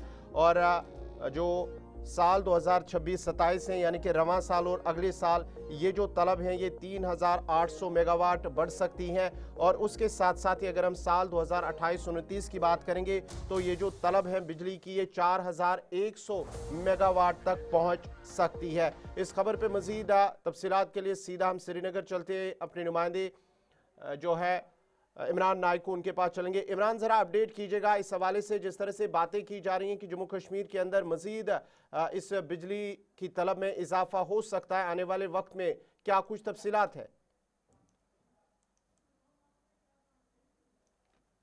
देखिए कुचे साहब, ये दरअसल सरकारी दस्तावेजात से पता चला है कि जम्मू कश्मीर में जो बिजली की जरूरियात है उसमें 300 मेगावाट का इजाफा जो है वो पड़ सकती है। और जो डॉक्यूमेंट सामने आया है उसमें यह बताया गया है कि माली साल 2026-27 और इस तरीके से 27-28 और 28-29 हर साल के साथ ही, यानी साल 2026 से लेके अगर 2036 की बात करें तो दस्तावेजात से पता चला है कि एक तो 300 मेगावाट सिर्फ आने वाले 2 सालों के दौरान बढ़ सकती है। और साथ साथ इस दस्तावेज में यह भी पता चला है कि साल 2036 तक एक तो सालाना जो पीक आवर्स की जो डिमांड है वो तकरीबन उसमें 6% का इजाफा हो सकता है, उसकी जरूरत पड़ सकती है। और अगर सालाना की बात करें तो उसमें तकरीबन 4% तक इजाफा हो सकता है। और इस सिलसिले में ये दस्तावेजात में बताया गया, जैसे आपने भी कुछ फिगर लाए हैं कि पहले 3800 से जायद मेगावाट की जरूरत पड़ सकती है सिर्फ 2026 से लेके 2027-28, फिर 2028-29 तक इसमें इजाफा और हो सकता है 3900 से जायद मेगावाट की, और फिर 2029 से 2035 के दरमियान इसमें भी और इजाफा हो सकता है, जो कि तकरीबन 4100 मेगावाट की जो है जरूरत पड़ेगी। और मजमूई तौर पर इस पे गवर्नमेंट ने मुख्तलिफ जो है फैक्टर्स बता दिए हैं। एक ये कि अभी जो है जो आबादी बढ़ रही है, अर्बन एक्सपेंशन हो रहा है, इंडस्ट्रीज बढ़ रही है, पॉपुलेशन बढ़ रही है, और जाहिर सी बात है उसके बढ़ने के साथ ही बिजली की जो डिमांड है वो भी बढ़ रही है। और रिसेंटली आपको याद होगा इसी प्रोग्राम में हमने उस बात का जिक्र किया था कि अब गवर्नमेंट जो है, जम्मू कश्मीर गवर्नमेंट और लद्दाख के साथ 300 जो है मेगावाट, वो सिर्फ 3000 मेगावाट जो है वो कोयले से हासिल करेगी, न्यूक्लियर से भी हासिल करेगी। इस तरह इसके अलावा शमसी तवानाई, सोलर एनर्जी जो है उससे हासिल किया जाएगा। और साथ साथ जो हमारी ट्रेडिशनल हाइड्रो इलेक्ट्रिसिटी है उससे भी जो है वो बिजली हासिल की जाएगी। और 2036 तक कहा गया है कि जम्मू कश्मीर में 11000 मेगावाट जो बिजली है वो हासिल की जाएगी। लेकिन ओवरऑल इसमें 2 चीजों का इंपॉर्टेंट जिक्र किया गया। एक तो ये कि पीक आवर्स में ज्यादा डिमांड होगी, और खासकर जहां तक कश्मीर का ताल्लुक है, इसमें मौसमी सरमा या विंटर के दौरान बिजली में जो है बिजली की डिमांड बढ़ जाएगी। और इसीलिए जो दस्तावेजात से पता चला है कि तो खासकर क्या हम सिर्फ ये माने अगले 2 सालों ये जो अब बिजली वाली बात आ रही है कि हमारे पास 300 मेगावाट होने चाहिए, इसमें हुकूमती इदारों के पास कोई प्लान ऑफ एग्जीक्यूशन है? क्योंकि हमारे जो अपने अभी प्रोजेक्ट्स हैं, it will take a lot of time कि ये कंप्लीट हो जाएं, फिर एनएचपीसी हमें कितना वापस करेगी वो सेकेंडरी क्वेश्चन रहता है। और हमारे पास अभी छोटे जो प्लांट्स हैं, अभी इस तरीके का कोई मंसूबा नहीं है कि फौरी तौर से वो दे जाएं और उन पर काम शुरू किया जाए। ये जो मेगावाट 300 मेगावाट की ज़रूरत है, क्या हिकमत अमली तरतीब दे दी गई है कि ये कैसे खरीदनी है, कैसे आएंगी?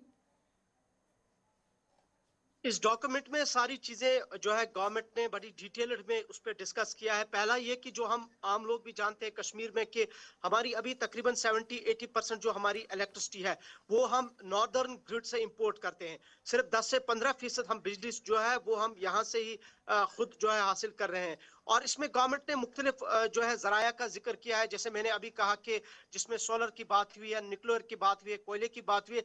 लेकिन जो 2 साल के दौरान आपकी 300 मेगावाट की जो रिक्वायरमेंट है, ये जो डिमांड है, अब सवाल यह है कि गवर्नमेंट क्या विद इन 2 इयर्स या 2 ईयर से पहले, हालांकि इनिशिएट लिया गया है जैसे गवर्नमेंट ने डॉक्यूमेंट में जिक्र किया है, लेकिन ये कितना जल्दी होगा? जैसे आपने भी जिक्र किया कि हमारे पास बहुत सारे छोटे छोटे ऐसे प्रोजेक्ट्स हैं जो कई सालों से तातुल के शिकार हैं या जो डिफंक है या वो अभी तक फंक्शनल नहीं हो पाए। तो गवर्नमेंट का ये प्रायोरिटी होना चाहिए कि उनको फंक्शनल बनाए। लेकिन एज ऑफ नो हम देख रहे हैं कि ये गवर्नमेंट ने इस डॉक्यूमेंट में जिक्र किया है, और ये पहला डॉक्यूमेंट नहीं है। मुझे याद है पिछले 2 साल के दौरान हमने 10-20 मरतबा इस बात का जिक्र किया है कि गवर्नमेंट को इतनी डिमांड है, हमारे पास इतनी बिजली है, हम बाहर से इतनी बिजली खरीद रहे हैं, और इस पीक आवर्स में हमें कितनी चाहिए, मौसमी सरमा में हमें कितना चाहिए। लेकिन अभी तक वो चीजें जमीनी स्तर पर हम एस्टैब्लिश ही नहीं कर पा रहे हैं, और जो इशू है वो अपनी जगह पे है। और लिहाजा जो 300 मेगावाट की जो गवर्नमेंट ने इस डॉक्यूमेंट में बात की है, हमारी डिमांड तो है, जाहिर सी बात है। और चलिए, गवर्नमेंट ने ये भी क्लेम किया है कि ठीक है जी, बहुत बहुत शुक्रिया जी इमरान नाइक को हमारे साथ ज्वाइन करने के लिए।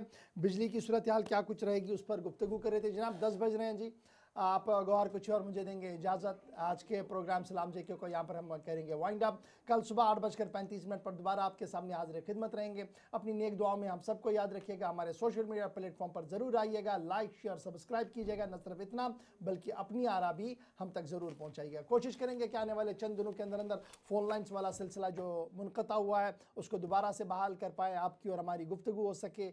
चंद दिनों का और इंतज़ार, उसके फ़ौरन बाद वो सिलसिला दोबारा शुरू करेंगे, आपसे ये वादा है। फिलहाल देंगे इजाज़त हमें। अल्लाह हम या नासिर।